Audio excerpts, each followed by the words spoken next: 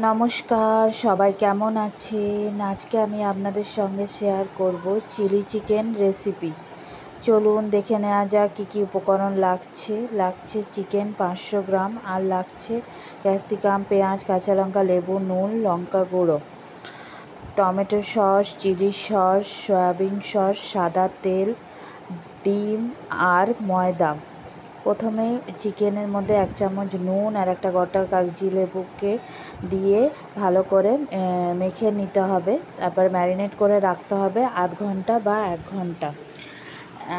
আধ ঘন্টা আমি রেখেছি। আধ ঘন্টা পর ওই চিকেনের মধ্যে একটা ডিম ফেটিয়ে আর 100 গ্রাম ময়দা দিয়ে ভালো করে মেখে নিচ্ছি।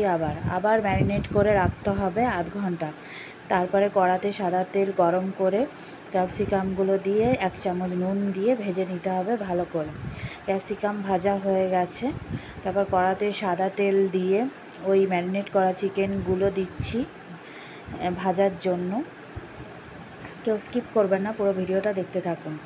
এক পাশ লাল লাল ভাজা হয়ে গেলে অপর পাশ উল্টিয়ে ভেজে নিতে হবে। আমাদের চিকেন ভাজা হয়ে গেছে। এবার কড়াতে সাদা তেল দিয়ে পরিমাণ মতো, তারপরে পেঁয়াজ কাঁচা লঙ্কাগুলো দিয়ে দিচ্ছি। তারপর 1 চামচ নুন দিচ্ছি, দিয়ে ভালো করে ভেজে নিচ্ছি। তারপর 2 চামচ লঙ্কা গুঁড়ো দিচ্ছি, আপনারা ঝালটা স্বাদ মতো দেবেন। তারপর আবার ভেজে নিচ্ছি। তারপর ক্যাপসিকাম ভাজাগুলো দিচ্ছি, দিয়ে কিছুক্ষণ ভাজার পর হাফ বাটি সয়া সস, হাফ বাটি চিলি সস, হাফ বাটি টমেটো সস দিচ্ছি। আমি যেহেতু চিলি চিকেনের গ্রেভি করব তাই সসগুলো বেশি পরিমাণে দিয়েছি। দিয়ে ভালো করে মিশিয়ে নিয়ে চিকেন ভাজাগুলো দিয়েছি। তারপর ভালো করে নাড়তে হবে, মেশাতে হবে। তারপর মেশানোর পর 1 বাটি জল দিচ্ছি চিকেনটা সিদ্ধ হওয়ার জন্য। জলটা ফুললে ঢাকা দিয়ে দিচ্ছি।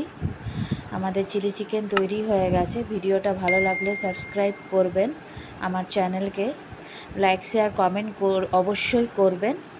পরবর্তী ভিডিওতে আবার দেখা হবে। সবাই ভালো থাকবেন।